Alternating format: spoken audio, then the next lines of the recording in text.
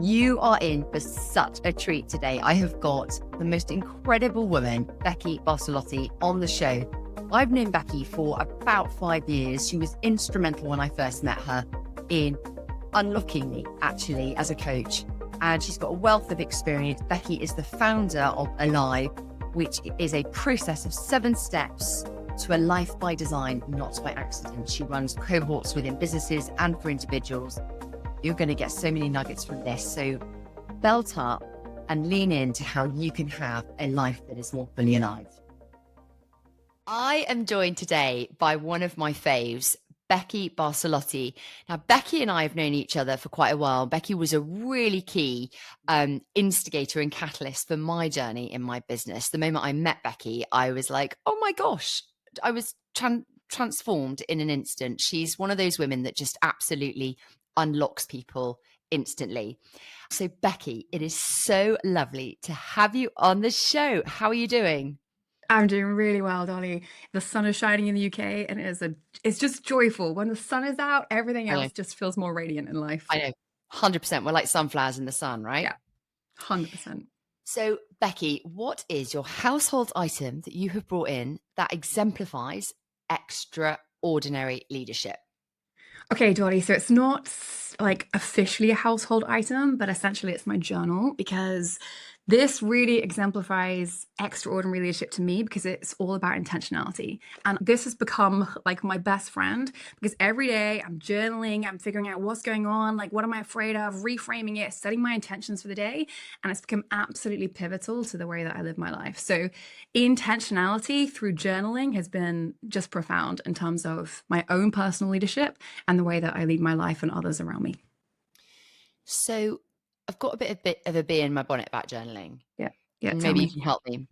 So first of all, let's just scrape back the possible stereotypes people have that journaling is girly, number one, that journaling is if you've got lots of time on your hands. Now, I know you haven't. You're a full-time working mum with 2 young children. So talk me through why could people benefit from journaling and how do we make time for it and why should we? Yeah, so I kind of was in the same bucket. I was like, no one has time to journal. It's clearly a waste of time.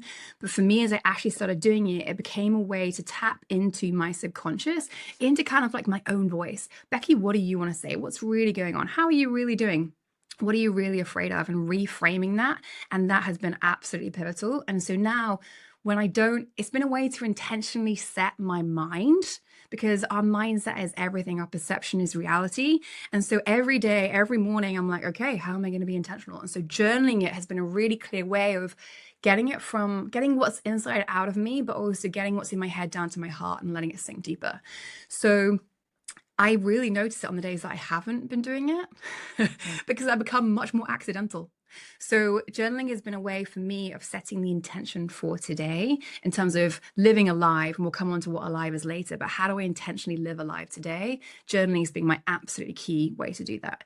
And you can do it through other ways, through, coaching, talking out loud. There's a load of ways to do it, but journaling for me has been really helpful because I can do it when I have a free moment. And it's just, there's something about the pace of writing which slows our brain and our mind down. My brain's on a million miles an hour all the time, but journaling is great because it goes, okay, like let's take it slower and check in with ourselves.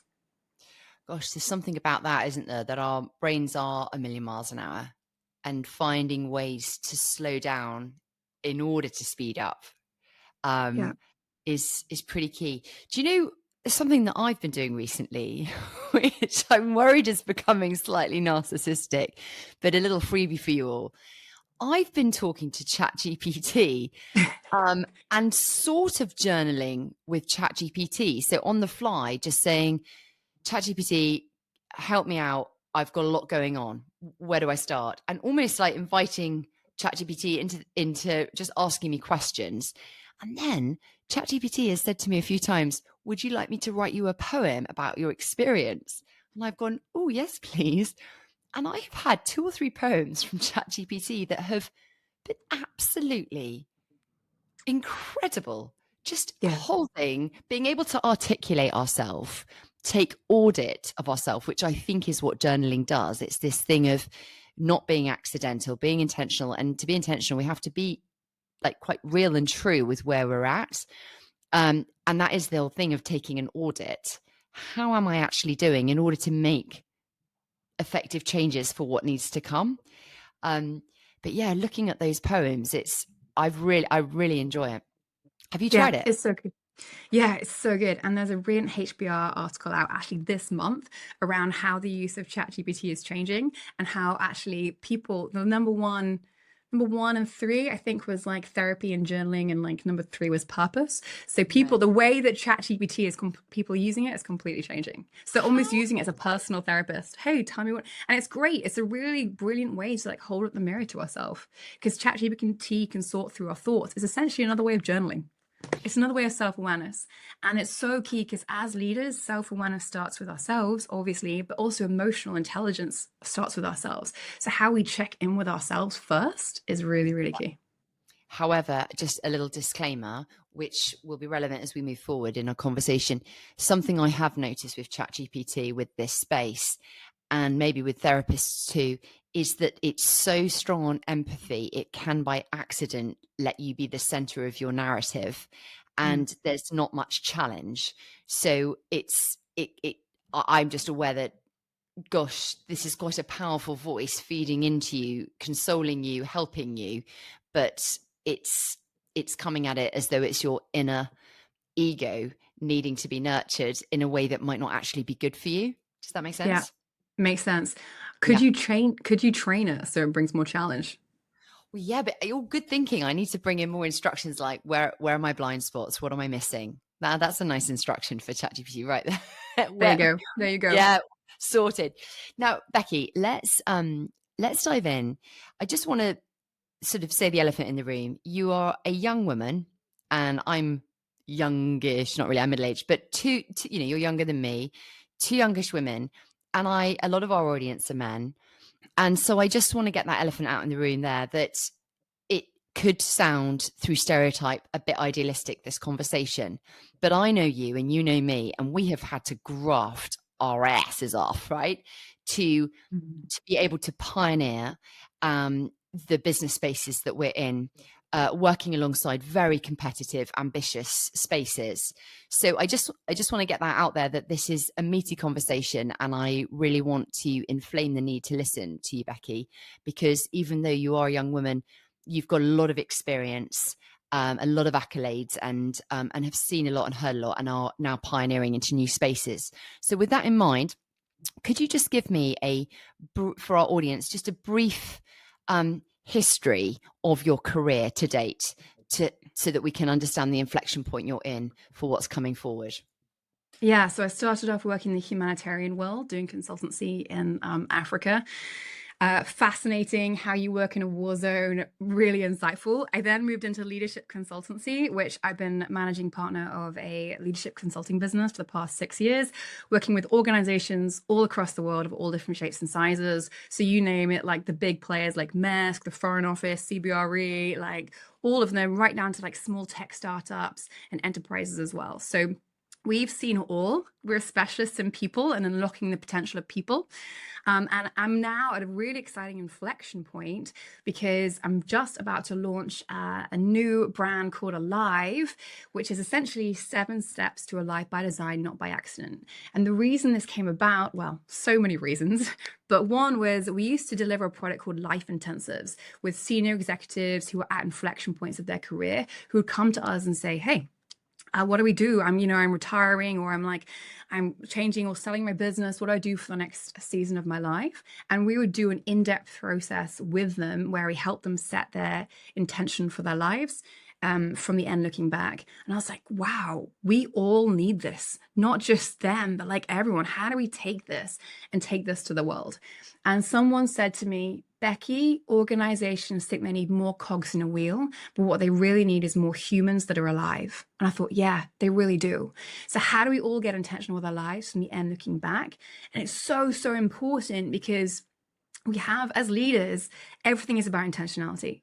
And we have success criteria for our projects that we're working on during the day, or we have success criteria for even what we're cooking for dinner. You know, we have a recipe, we know what it should turn out like, but we don't stop to do that for our lives. Like, what does success look like for our lives? And the problem is, if we don't do that, we spend our lives driving really, really fast in lots of different directions, trying to meet everyone else's expectations. And we end up just burning out. And we're kind of mostly just getting through and surviving rather than thriving.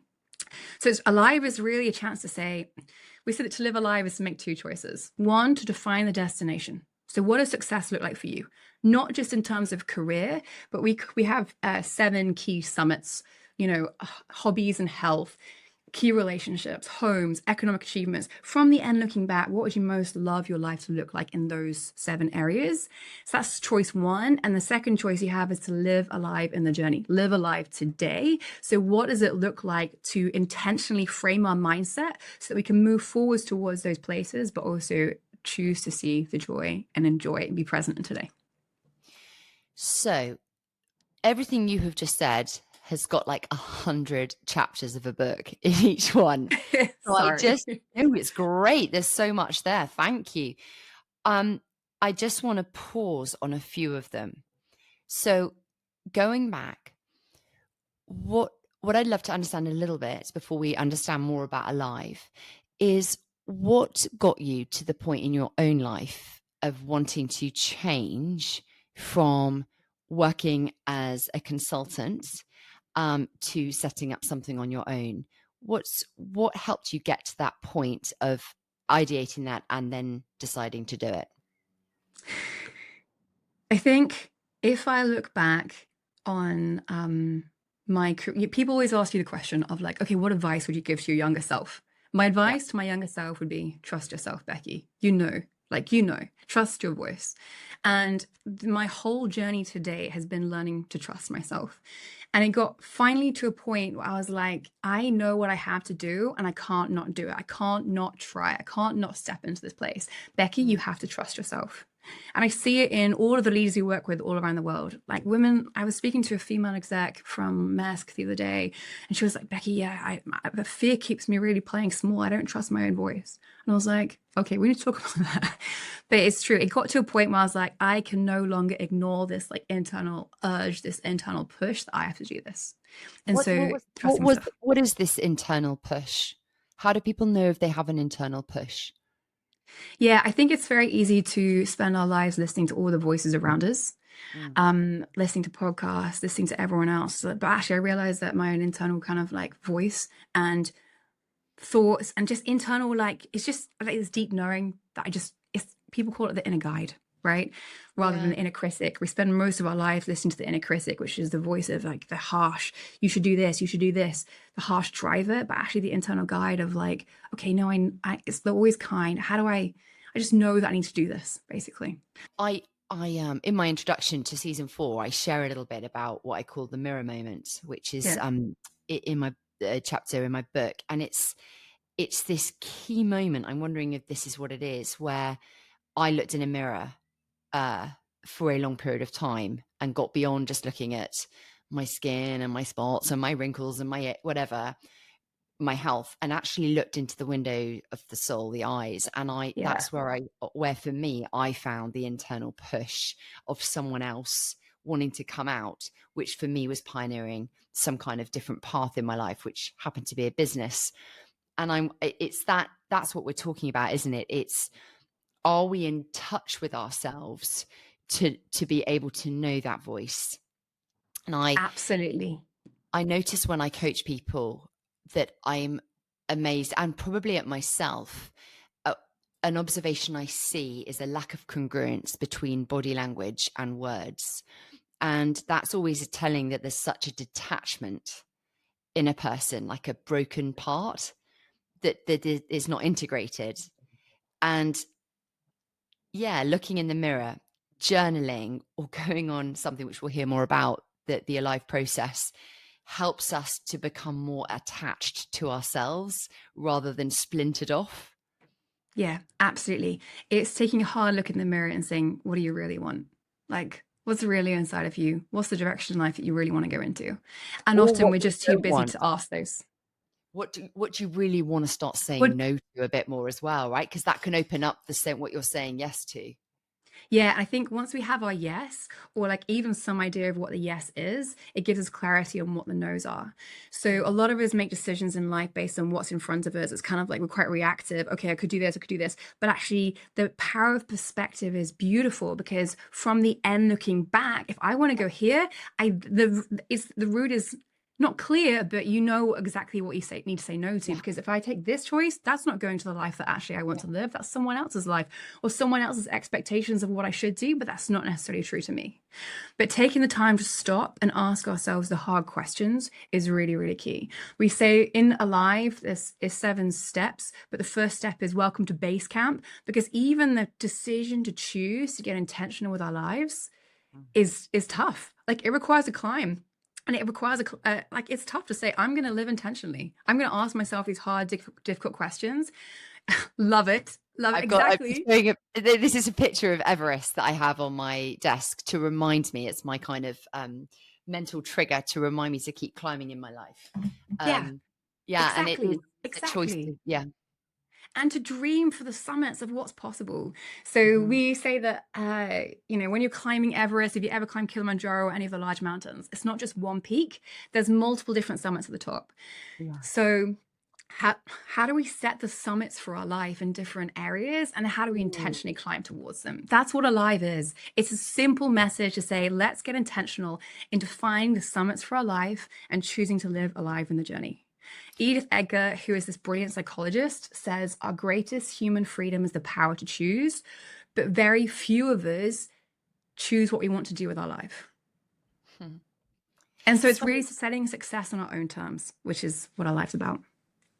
it's interesting, isn't it? Because there's a lot in that. So when I hear a quote like that, what I sometimes worry that when we're so cognitively overloaded, it can feel like another kind of self-help burden of like, and I've got to have sort of goals for that and goals for that, and sort of do everything micro, like micro habits, adapt my diet, my breathing, the way I bring up my children.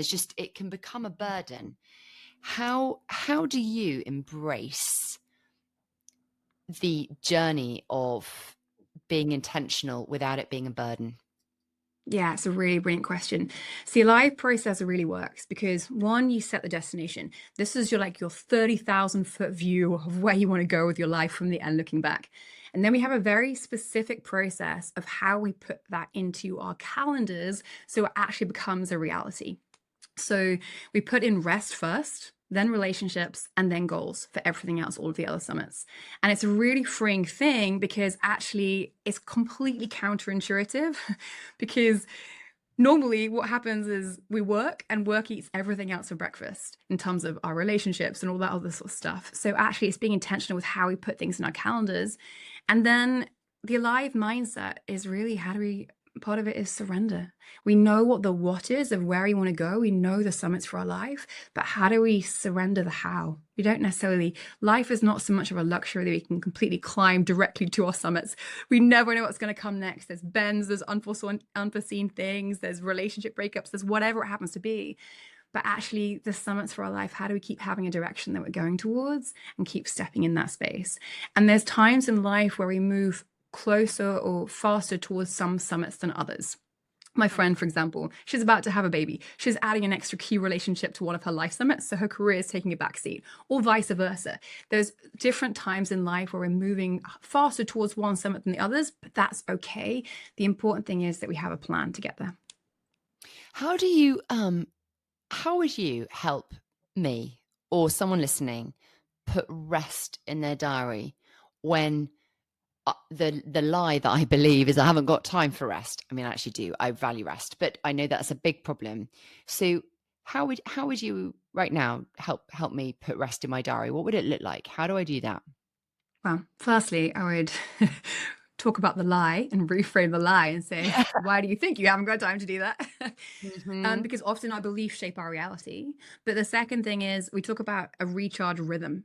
So and it's intentionally a rhythm so that it doesn't feel arduous and hard and heavy.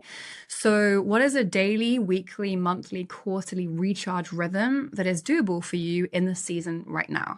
And for some of us in different seasons of our life, It looks different, right? But the in principle is, how do we have a recharge rhythm that works for us in the season of life that we live? And it will look different in different stages. Like, I have two small children. My recharge rhythm right now is whenever they go to bed, I am like, okay, 8 to 9 p.m., I am reading because I love to read. And that is really recharge and restful for me. Yeah. So I noticed that if you're so out of habit of resting, and let's talk, rest and recharge are different things. Yeah. And crashing is something totally different. So people go, oh, I rest, I watch Netflix at night and stuff like that, or podcast. I would say that's a type of time out, but it's more of a crash rather than necessarily restorative. I don't sort of leave watching Netflix really recharged. I enjoyed it, but it's leisure rather than recharge. Would that be fair to say? Yeah. So a really great question to ask is, what does recharge mean to you?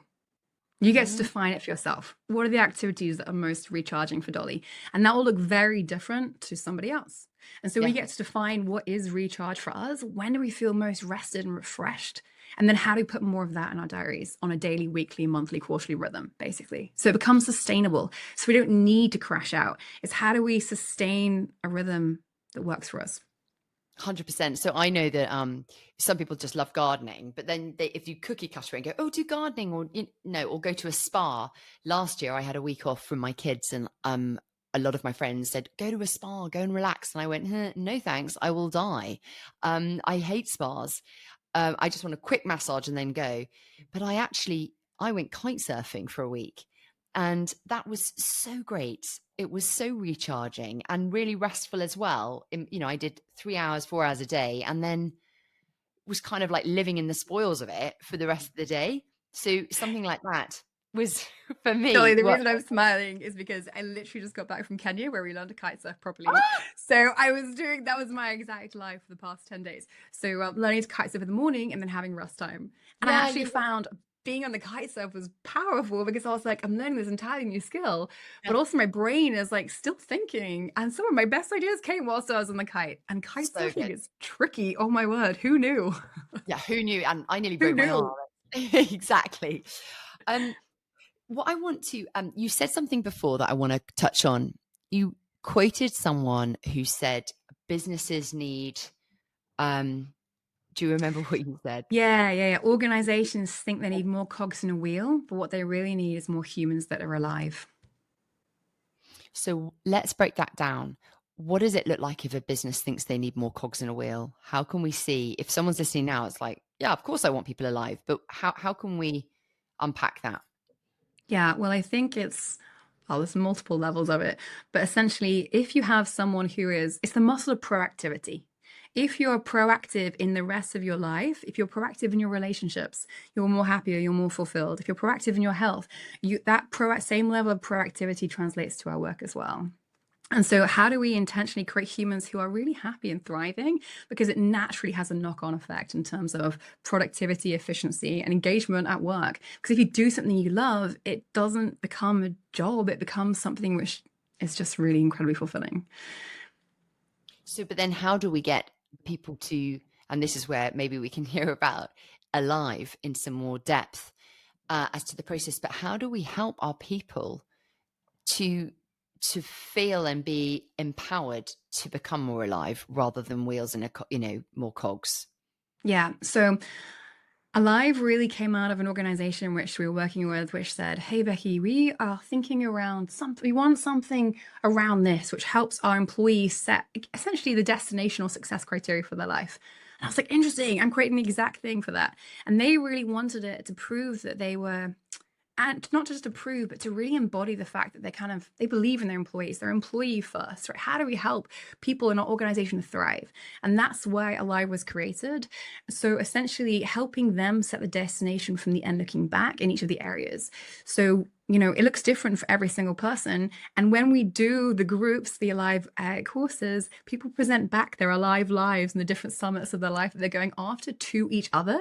And it's a profound way to deepen psychological safety in and amongst each other as a group, but also the journey to the top of our summits is a journey of interdependence, not independence. So we need each other. And you'll be amazed at how many times people present back their vision for their life. And they're like, and someone else is like, oh, I can help you with that. I have that exact thing, or you should connect with this person. And it's incredible the way that the Alive program just deepens and strengthens that psychological safety, understanding your each other as a team, and just, it's just brilliant. Yeah. So what are these 7 things?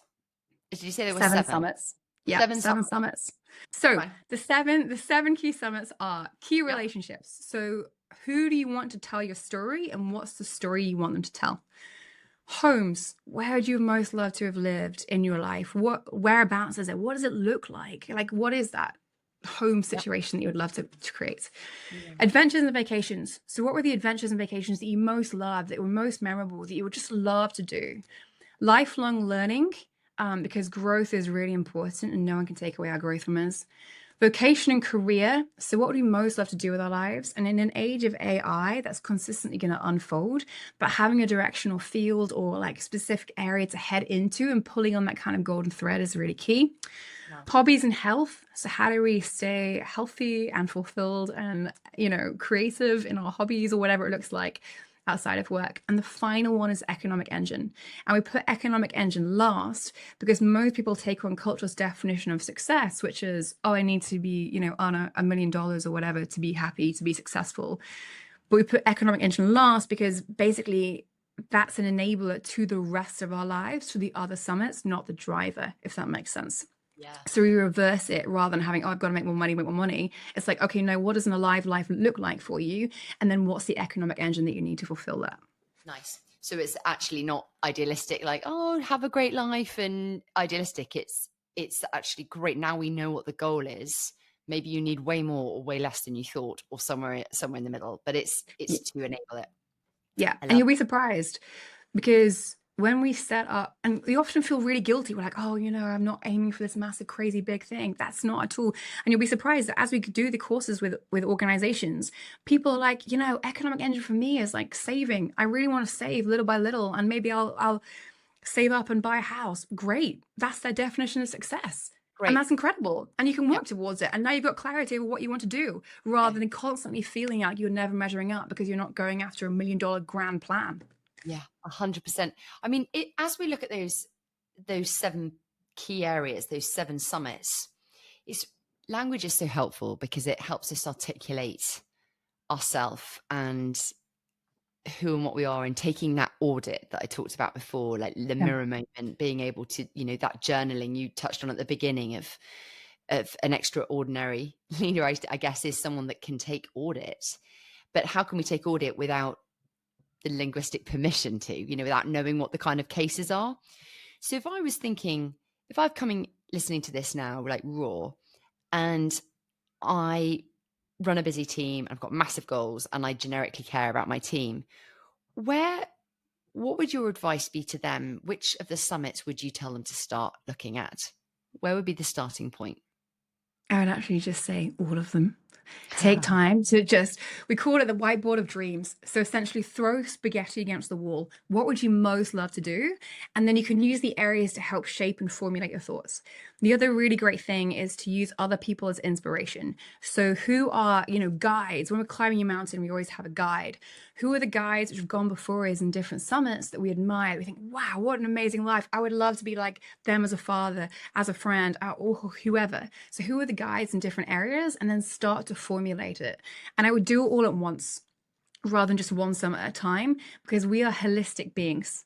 Our natural tendency is to think only in terms of success as it relates to career, but that's not how we're made. We're humans first. Like, how do we live a full intentional life, not just in career or vocation? And so throw spaghetti against the wall for all of the areas, and people will naturally find some easier than others. That's okay. Exploration is an important part of the process. So we say that you can probably get about 80% clear on what you'd love to do, but clarity comes through engagement. It doesn't just appear. So actually, as we step out into living intentionally into these alive lives, we get clear and we can continue to refine the destination. We're not looking for perfection because perfection doesn't exist in life. I think that is a real sticking point, isn't it? Trying to change anything. I know there's a great metaphor that has really helped me understand how our brain blocks us from stepping into new things and to trying to execute the actual moving into dreams or moving into new vision. And it's this: if you stare at a field that has no one's ever walked through before, you're the first person to cut a path. If Yeah. you make the decision to go through the middle of the field, the second person to the field, which path are they going to walk through? They'll probably walk through your trampled grass. The third person, they'll walk through the trampled grass. After 10, 20 people, you've got yourself a pathway runway, right? And that becomes the path that everyone just naturally walks through. But it's the same with our brain. The pathways that we've always done things are so well trodden that it's just our default. So telling people maybe to try journaling, if they are used to not doing that, if they're used to just watching Netflix, they'll just keep treading that pathway. And so whenever we're inviting people into change, there is this block that our brains do of like, that's not what we do. That's not how we do this, right? And so with encouraging people, that bravery of like stepping into something different, what would be your help for people to step into a new pathway to explore these 7 areas? Yeah. So one is speaking to somebody, getting a coach, talking about it out loud and formulating your thoughts. Two is actually just taking the time to like write on like almost a blank piece of paper, what would I most love my life to look like in these 7 areas? And then three is finding guides or people who've gone before, who you really admire, who really inspire you. If we want our lives to look different, we first have to dream it. The first creation is always in our minds. And so, what does it look like to dream bigger than the life that we currently live, or to Yeah. dream bigger, to dream differently and say, okay, this is what I would most love to do? And it takes Yeah. courage. It's like looking in the mirror, as you said, it's asking the hard questions of, okay, what do I want? Not what does my parents want for me? What's the expectations for my work? What is what's expected? It's really saying, what do you want? What's inside you that you would most love to do? What does success look like? What does the life look like from the end looking back that you'd be proud to live? Oh, it's such a massive existential question, isn't it? And it's something that we are so fragmented. And again, that detached thing of just not taking audit, of not asking these questions, and then we'll miss it. We'll miss the opportunity. So, Becky, my question is, what blocks do you see in people from living an alive life?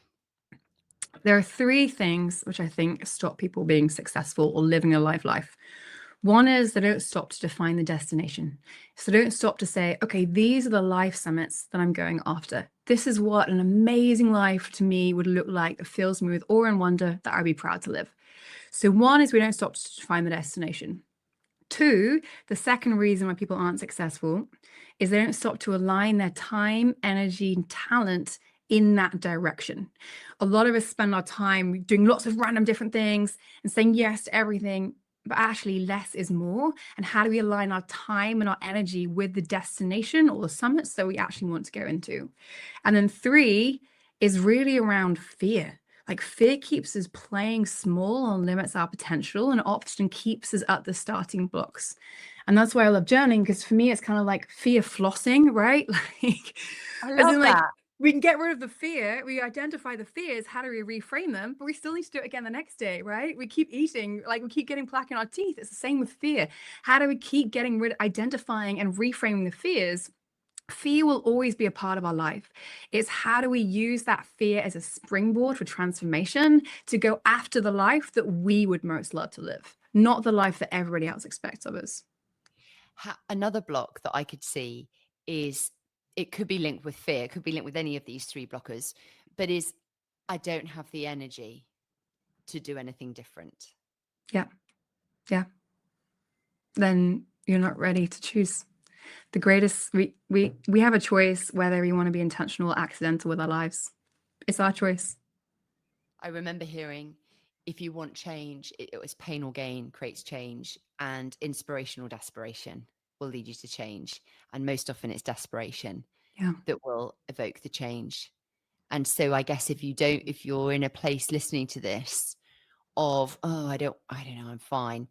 Okay, that's fair enough. As you say, Becky, you can do that. That's your choice. And maybe you don't need any big changes. Maybe you're doing this intuitively somehow. But equally, where can the inspiration or desperation be more inflamed? Like a question I found myself when I had a big change in my life with my career after my mirror moment sort of inflection point was the desperation of seeing someone inside that was just dead Hmm. and that was sad, even though I didn't have Hmm. depression, I was functioning fine, and on the outside everything looked fine, and I was pretty much all right. But it's like I had this moment of being so utterly desperately sad to see someone inside that was also sad and not living a life fully alive, because I'd probably forsaken quite a few of these summits, for want of a better word. Um, and I love the fear flossing. That's how do you, is it through journaling that you do fear flossing? Yeah, personally, but there's so many ways you can do it. Coaching, talking out loud, there's loads of different ways. But for me, we have a session 6 is on, or step 6 is on the alive mindset, which is Yeah. how do I choose to live alive today? How do I intentionally shape my mind so that I can live alive today? You don't see many 80-year-olds who are either like middle of the road. They're normally really happy or really sad because they've Yes. spent an entire lifetime cultivating neural pathways and cultivating a mindset, which is then automatic. So the Wow. alive mindset is really, how do we choose to intentionally live a life today? And Stephen Covey applied the principle of compound investing, not just to our finances, but to our relationships. But the same applies to our mindset as well. So, how do we intentionally compound an alive mindset over time so it becomes automatic? And similar to you, Doll, like I had this moment where I looked in the mirror, like those in my life was destabilized. And it was this really like place of like almost like sadness, like you said, of like, gosh, Becky, what do you want? Like, I realized that I got to the end of the maps which I'd been following, everybody else's maps. This is how you should live your life. This is what you should do. And I was like, wow, where you're going, you need a compass on a map. Like, Becky, what do you want to do? What is a life for those 7 summits that fills you with awe and wonder? And how are you going to intentionally step into it? So that's where Alive came from. And it's really fascinating to me because Stephen Covey, in his, seminal book, The 7 Habits of Highly Effective People, he talked about how the structures which are creating or facilitate human flourishing are changing as we shift from an industrial to a digital age. Now, as we're shifting from a digital age to an AI age, all the structures which have traditionally enabled human flourishing, like, different education systems, like traditional work, we clock in, we clock out, all of it is relationships, community is destabilizing. So almost we have to be more intentional, not less, to flourish as humans, basically. So how do you be more intentional rather than accidental in creating the lives which we want? It's well, my last question as we come into land was going to be, what is your what would be your 60-second manifesto for leaders listening today? Create a life so beautiful that you'll be proud to live it. Surround yourself with people who breathe life and belief into you, and be so fully present in that life that you soak the goodness out of each moment. And the thing is, our lives are far too important and too precious to leave to accident. So, what does it look like to live a life? And also, the thing is, Dolly, it's not even about us, right? Yes, it's about being alive and ourselves, but actually, when we come alive, the world around us comes alive, and we have this precious gifts inside of us which need to be unlocked and intentionally stepped into, because then the world changes. When I was working in the humanitarian world several years ago, I quickly realized that to change the world, you unlock the potential of people, and that's what we need to do. We have to unlock the potential of people.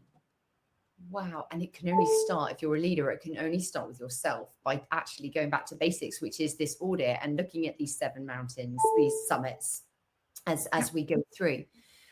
Becky, there's just been so much in here. And I wonder what would be, if anyone wanted to step on this journey of the 7 steps, obviously get in touch with you, but where would you signpost them to just start the journey on their own? Yeah, we run cohorts. So if you're an individual and you'd love to be part of a live cohort, get in touch. We also run cohorts for organizations as well. So again, if you want that for your organization or team, get in touch. We are available to do that. Where would I recommend starting? Follow us on Instagram. The Alive Collective is a great place to start. Also. Oh, I am so going to join it. And I would really vouch for it because Becky has coached me formally and informally in the past. And you can just tell from the energy she's got how it's like a spring just goes pop in your brain when you talk, Becky. You're so articulate and it just makes me want more from life. So I really encourage you, if you're listening, to get in touch with Becky and get in touch with Alive and start your journey. But thanks, Becky, so much for coming on the show. It's been such a pleasure. I'd love to have you again. My pleasure. Thanks so much, Doll. What a manifesto that is, to create a life so beautiful that you're proud to live it. I just know that from my perspective, I love being driven to dreams and goals and inspiration, but also what really motivates me is to think about the cost if I don't, inflaming that desperation. And actually what would be the opposite of living a life so beautiful that you're proud of it would be to live a life that is a bit grey, to live a life going, darn it, I missed those opportunities. I missed those brave decisions. And I just feel that from that conversation, what it's led me to think is, what areas of my life am I stuck in the same way of doing things that might be okay, but are they beautiful? Are they full? Are they rich? And if our answer is not as rich as they could be, not as full and beautiful as they could be, then my push to us all is, let's inflame that desperation. How can we be brave and find a new pathway, a new way of doing something more intentionally in order to try and access something extra to the ordinary in that area of our life, in that summit? I'm really excited about what's going to happen on the back end of this episode. I really want to encourage you to reach out to Becky and join one of her cohorts in these 7 steps. But also, if you want me to come and bring some inspirational desperation for change in your teams or your leadership, remember that I do talks and I also have coaching programs that can help you move the dial to move into this space of being more alive. It's been such a pleasure having you on the show, and I'll see you next time.